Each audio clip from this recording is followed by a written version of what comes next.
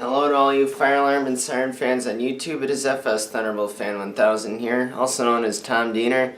Today we're going to be going into the Sheboygan Siren history. I figured now is the best time to make this video because we have a siren meetup, I guess, coming to Sheboygan next week. So the beans are going to spill out of the pot or whatever it is. They're going to, not saying don't spill the beans. Yeah, they're coming to Sheboygan, so I figured now is the best time to make this video regarding the Sheboygan Siren history. So, let's get into it, and hopefully you'll watch it. So, Sheboygan Civil Defense Siren history dates back to August of 1959. The city got 11 of these Federal Signal Model 2s that ate up the whole system. The sirens were controlled by a central AR timer at the City Hall that was in the police chief's office, and judging by some of the photos that I saw online, this looks that it could be an early model AR2, like the modern style we see, because it looks like a hybrid between the Series A1 AR and the Series A2. The City Hall is currently being renovated right now, so I don't know if this controller was saved or if it was trashed. So the sirens at the time were installed by the local electric utility, Wisconsin Power and Light, in a fashion similar to this, with the pole mount bracket and the conduit going up across it, because this is the original mounting bracket and everything that came with the siren. The total cost for the sirens at the time was $5,800 or $48,788 in today's money. Some of the locations of the sirens were 5th Street and Lincoln Avenue, which would be Cole Park. There used to be, up until recently, a pole with a pole mount bracket and an RC2 on it. Another location was 8th Ave and Highland Terrace, which would be close to the hospital, Memorial Hospital. 19th Street and North Avenue, which is through the yards over that way more, if you'd kind of go that way. It looks like the camera's reversed, but it's to the north of my house. And then the 2400 block of Superior Avenue, 13th Street and Calumet Drive, which would just be down that way too, 6th Street and Wisconsin Avenue, North 17th Street and Wisconsin Avenue, the 900 block of Georgia Avenue, the 2300 block of South 10th Street, South 20th Street and David Avenue, and Meade Avenue and Highway 141. Highway 141 ceases to exist now, so I'm guessing that's either Calumet Drive or Taylor Drive. But the first test of the system was August 10th, 1959. After numerous tests, engineers from Wisconsin Bell, which was the local telephone provider at the time, figured out that the 11 siren system was insignificant in the year 1960. In April 1960, the Sheboygan Press article stated that there would be changes to the siren system in the future to make the system more effective because sirens could not be heard all around the city, and they did not cover the new annex parts of the city. Because a lot of the town of Sheboygan we know now, like this, I live in the city, but the town used to be a whole lot bigger until the city started annexing portions to the city to grow the city. So where I live used to be the way north side of the town, but through annexation, the north side goes way further that way to the Eisner Avenue 2001 is. And of course, the 2001 was not installed in the 1960s. So, that's it for the 2T portion of the things. Figured I'd film it right here because of it's an original Sheboygan Model 2, so it seemed fitting. None of the original locations are still around. It seems as when they put in the newer system in '64 that they moved a lot of the locations to better produce the sound. Only a few of them remained, like Cole Park was an original location that stuck around. And then the 150 or 141, Highway 141, I think that Model 2 stayed too, because there was a pole on Carmen Avenue and South Business Drive, and I think South Business Drive at the time was 141.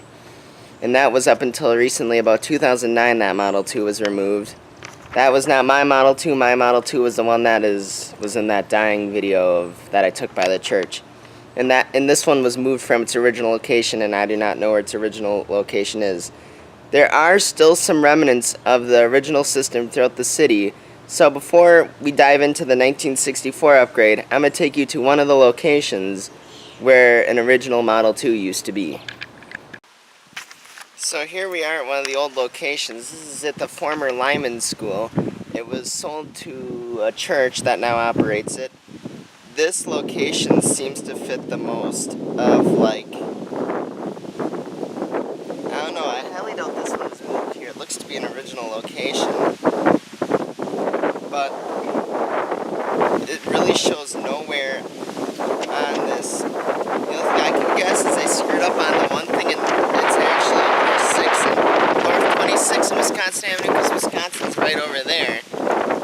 But yeah, this is an old Model 2 site, and that, it was, my guess is it was replaced in like the mid-90s to the 70s with the Sunny Ridge Thunderbolt.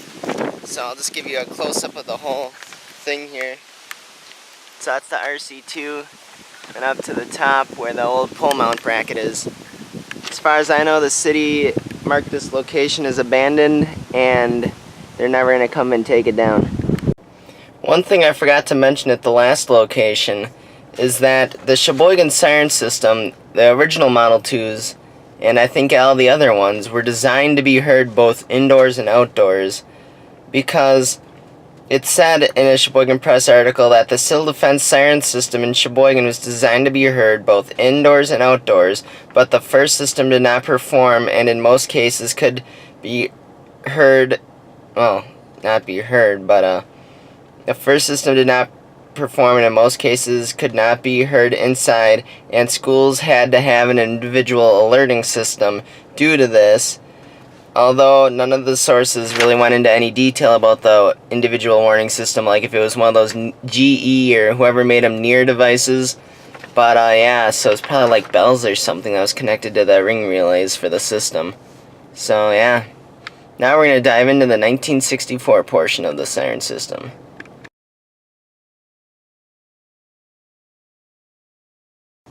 Alright, now we're here at the site of the former Franklin School Park. You may ask me why we're here, but it has to do with the siren history, because in October of 1964, the Sheboygan Civil Defense Commission asked Sheboygan Area School District if they could mount new warning sirens on the roof of Washington and Franklin schools. They confirmed that the roofs could handle the weight, and they were going to allow and approve the issue. In 1964, the city of Sheboygan received a $6,907 grant from the Federal Civil Defense Commission for 4 sirens, 3 125 decibel sirens, and 1 110 decibel siren. The locations they were thinking at the time was Franklin School on the south side, where we're at right now, Washington School on the north side, one near Sunny Ridge, and another on the rooftop of a downtown building. The system was scheduled for completion on June 30th, 1965. In November of 1964, Wisconsin Bell accidentally switched on the phone line that controls, switched the phone line that controls the sirens in Sheboygan with someone else's telephone line in the city. Now, whenever someone would call that person, the sirens would activate. It took them a while till they figured out what was happening, and then they realized that a technician accidentally screwed it up, so I thought that was kind of funny. In March of 1965, it was decided that the siren on Franklin School would be better placed on Farnsworth Middle School, so they asked the Sheboygan Area School District again if they could mount that on that school instead, and they said yes. The 110 decibel siren, I'm thinking, is the 2T22 in Sheboygan. I think its original place was over on South 18th Street near Poinsettia, and it eventually was replaced with the 2001 that was over there. But yeah, so that's pretty much it for 1964. Now let's go to June of 1965. Sheboygan Falls bought their 1003 with the Sheboygan Thunderbolts at the time, so there were 4 Thunderbolts received. Theirs was installed in time. On June 22nd, 1965, Sheboygan Falls tested their Thunderbolt 1003 for the first time. So that siren was bought with the original Sheboygan Thunderbolts too. On April 6, 1965, The Common Council reviewed bids from local electrical firms to install the new warning sirens, the Thunderbolts and the 2T22. Weinkauf and Specht Electric Co., also known as just Specht Electric now,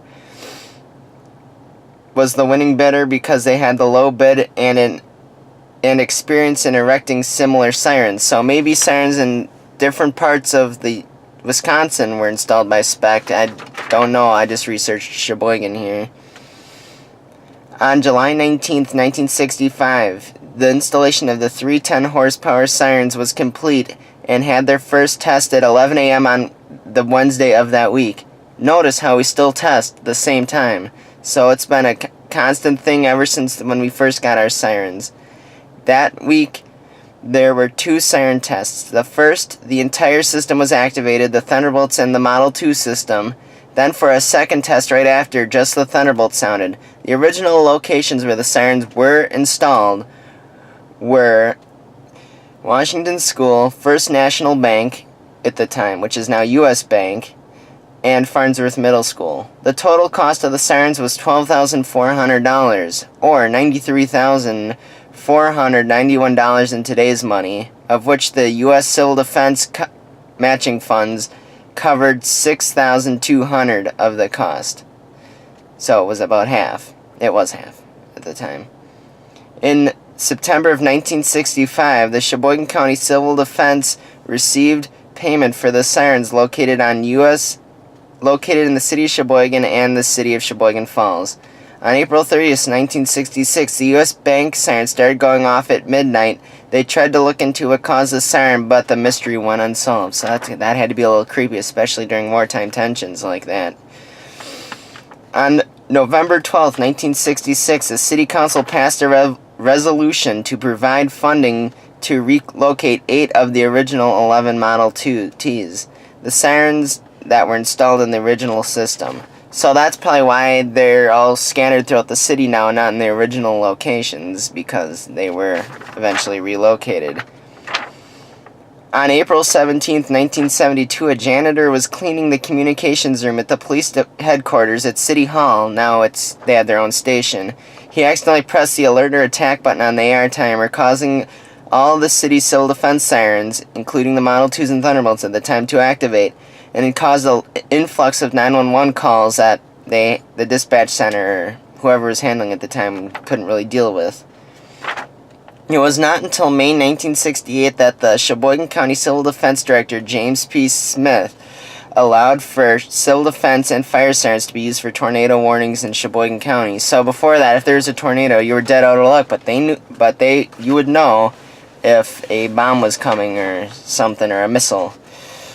In October of 1974, the Common Council voted on updating the civil defense warning system because they said there were coverage gaps at the time. The total cost of the update was $21,832, half of which was funded by the federal government. It was voted down 8-7 by the Common Council because they claimed that the city was facing a budget crisis.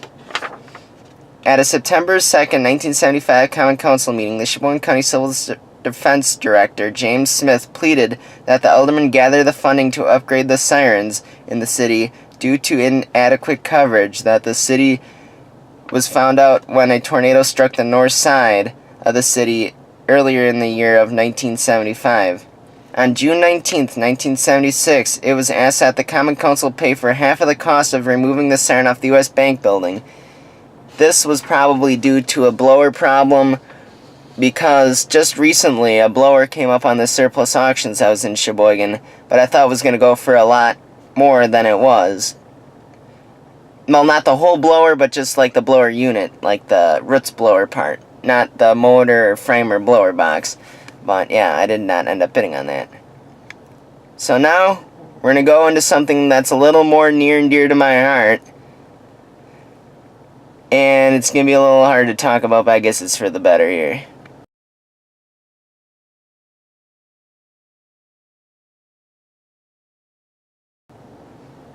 Alright, in the year 2011, that was about the time I first discovering sirens on the computer. So I really started getting into sirens, and then I got the Averio, and then we started recording all the sirens in the city, And luckily enough, I was able to record all of them. So, yeah, I was recording all of them, and everything was good. In the year 2012, that Model 2 came down, and I ended up being gifted it by the city, and now I have it preserved and up in my backyard, and I guess it's the only original civil defense siren left at this point in time, because now we're going to get into the 2017 Sheboygan Siren update.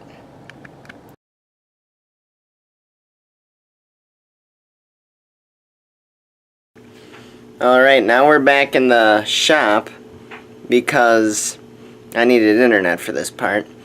And, yeah, I needed internet. So, that portion of the siren upgrade of 2017 story starts with me working all last summer. Since I was working all last summer, I had no idea what was going on. I wasn't recording any sirens or anything because of, yeah, I was working all the time. So I didn't have off any of the first Wednesday or every other Wednesday type deal. So yeah, so I quit my summer job like the 2 weeks before August ended because I was starting my EMT class and I didn't want to be working at the time because it was going to be painful and like long. So I was on my way down to up to Appleton to go clothes shopping with my family when in the morning Sam sends me this photo here. We were watching Rick for a while, figuring what he was up to, and he's like, oh, you see Rick got a modulator trailer? I'm like, oh yeah, nice, nice, nice. I'm like, why does that building in the background look familiar? And then I zoom in, and I had a little bit of a heart attack. I don't know if you can read that, but it says, Municipal Building, City of Sheboygan. And I was like, my first reaction was, oh my god, I need to get down there and see if Rick's down there with his trailer or not, or what the heck's going on. But I went down there and he was gone, so it probably wasn't that day because it was like a Saturday or something, so he probably wasn't there that day. But yeah, so I went around checking, make sure all the sirens were still there, everything was good.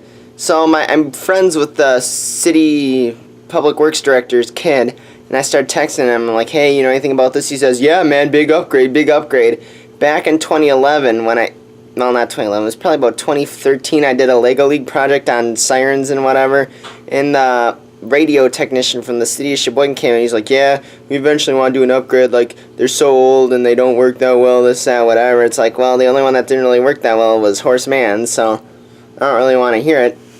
But, so I knew it was kind of coming for a while, but I thought they were just going to keep pushing it off. So I texted him, he says, yeah, upgrade's coming in probably September. So I knew Rick was doing the installation. So I was watching City Waupun replaced their cyclones with him, with 508. So I'm like, okay, so we're probably after that. So October comes rolling around. And then me and my friend Seth went driving one Wednesday afternoon to see if all the old sirens are there. And I'll show you what we found.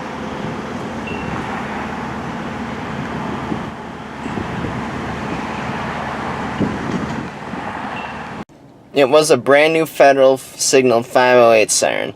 It was installed the day before, on the 17th of October. It didn't even have power yet. The siren is located at Veterans Park. It's meant to be a replacement for both kind of Farnsworth and Horseman. Both sirens are still up to this day. They both still work, even though the city claims that all the old system is off. But they still rotate for tests and everything. And the funny thing is, the city claims the main reason why they wanted to get rid of the old system is, one, battery backup, even though the buildings that they were on had generators that the sirens were confirmed to be running off of in the loss of power. And two, they wanted to get rid of the costly ring relays because they claim they were paying $4,000 a year for that, which I believe, but it wouldn't be that expensive to upgrade their radios. But, yeah, it's whatever. I guess these new ones are somewhat okay. So on to the next location. So here we are now. The same day me and Seth were driving, we went past End Park, and we were watching Washington School, seeing if there's anything going on there. And then down the road on Los Angeles Avenue, we saw a couple white trucks, And then we saw this here. The N Park 508 now is installed on Elizabeth Street and Los Angeles Avenue. And it was installed on the 18th of October. And then, if you look at the Washington School, the Thunderbolt was still up at the time.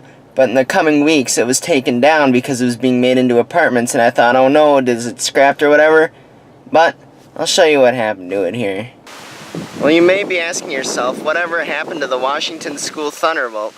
Well, it's sat inactive since 2014, and now that it's apartments, once the 508 went up, the city came and removed the siren, and it now sits down there. You can kind of make out the chopper cap and the blower.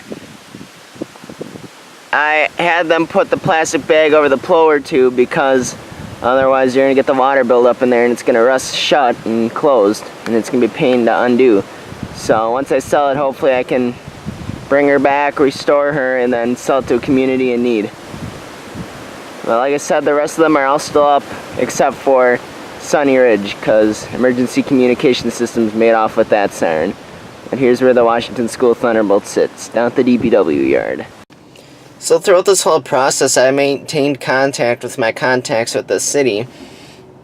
And then I eventually went down there one day, after the first round of 508s were installed, and went and talked to the electrician for the city and told me how much they were spending on the electrical lines and whatever. Not the electrical lines, but the phone relays. Then he said that they mentioned they had a 508 down at the garage, so I actually got my picture taken with one of the 508s from Sheboygan. In total, we've installed 3 508s. Here's the last one. It is at Weeden Creek Road in South 12th Street. This replaced a 2001 SRN. All 2001s maintained in the system. Some were just moved, others were left, but all of them got control upgrades to the 2A FCs with battery backup. And yeah, so the city now uses Commander. They pull the sirens at around 3 a.m.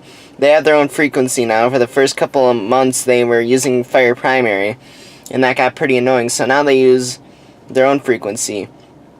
But here's the last 508 that was installed.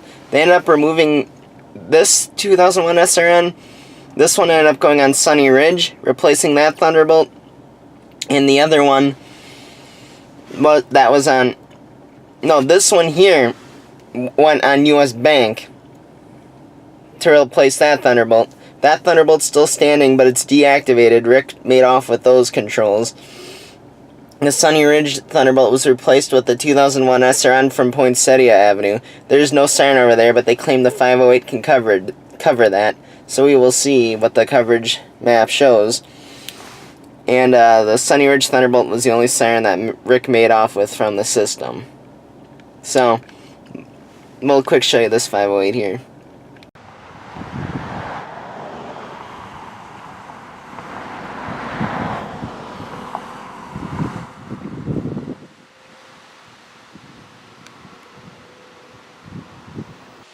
Here we are at the Sunny Ridge 2001 SRN. This siren was installed on December 7th, 2017. This is the 2001 SRN from Poinsettia Avenue. That area now has basically no coverage because it is right in the middle of a supposed... It's in between 2 508s, but I don't think they cover that area. But yeah, this is the one that was over there, and it replaced the Sunny Ridge Thunderbolt.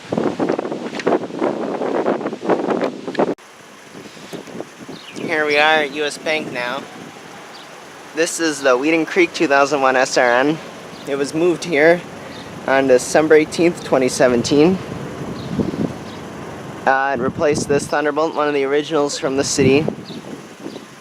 This is, yeah, in US Bank. As you can see, it's got like the custom mount there. So it can mount the controls and antenna, and then the siren mounts on another part. The only reason why Rick and Emergency Communications didn't make off with this Thunderbolt is they made off with the controls, but the Thunderbolt stayed. Number one, because the blower is supposedly rubber seal tighted into the roof, and that the crane was 10 feet short, they told me, so that's why this one is still here. It is unknown whether the city's going to take it down or not, but it's been here ever since. This was the last install they did for the City of Sheboygan system. Okay guys, we're back here in the basement, or the shop if you want to call it that. Couple things to end the video here. Upcoming next here is all the videos I took of the upgrades that were going on. If I was there, I videotaped it, so before I went to class. Some nights I had to cut it short before it was over, the install, because I had to go to class a lot of the times, so bear with me with that. On another side note, do not contact emergency communication systems about acquiring old sirens, or even if your city's got a contract with them and they are taking down the sirens, they keep what they take down. They're not going to sell, so don't deal with them on that context. So that's pretty much it here. Thanks for watching this portion of the video, and let's go to the footage of the system upgrades.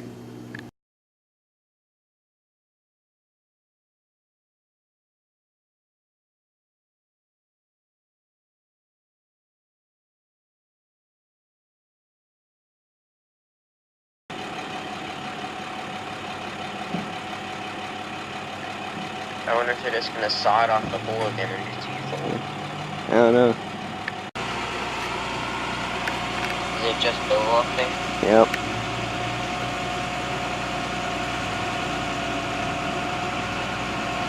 I swear I always thought you would make noise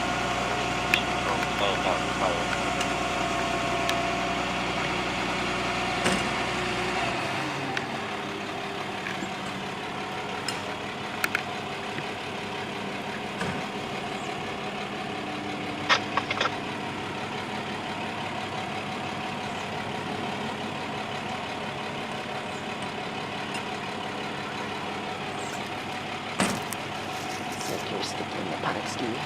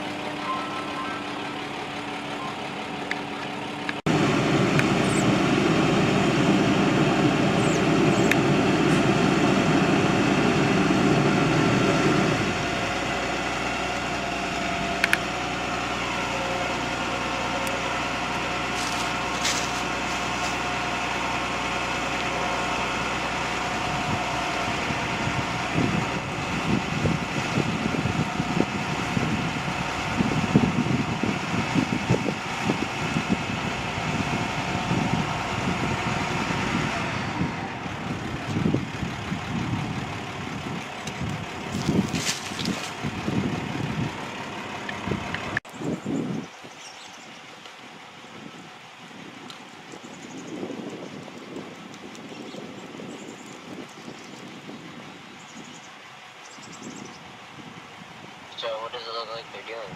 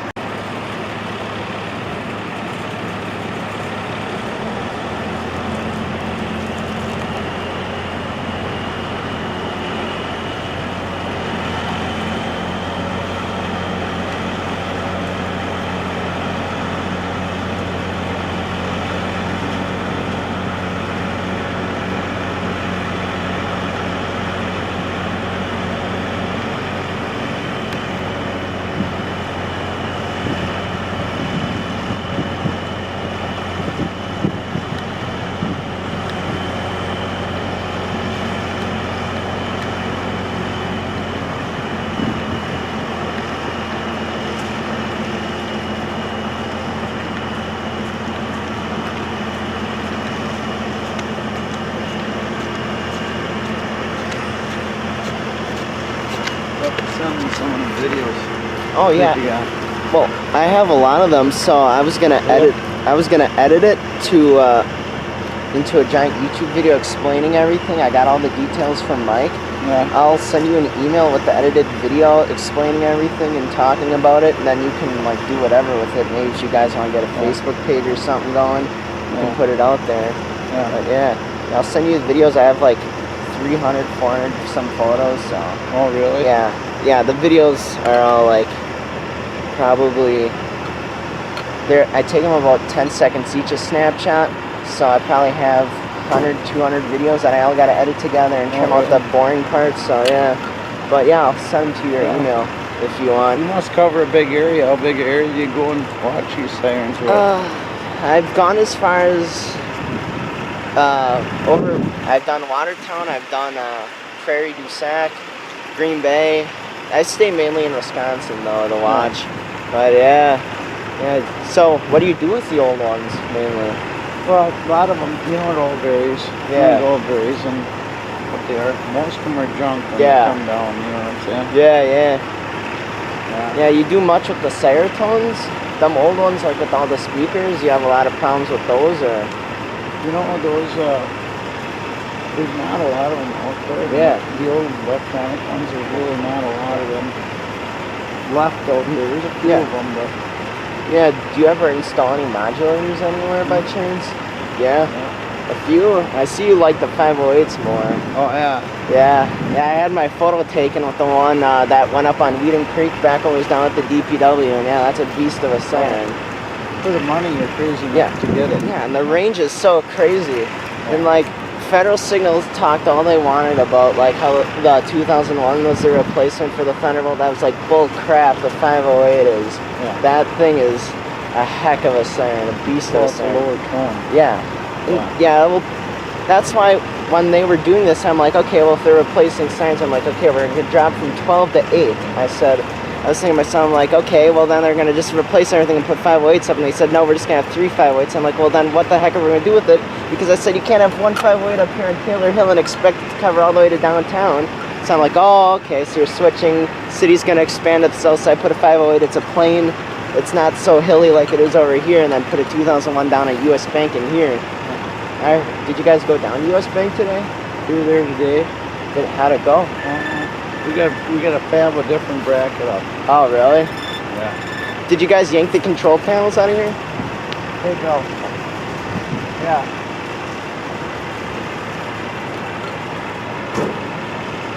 For what?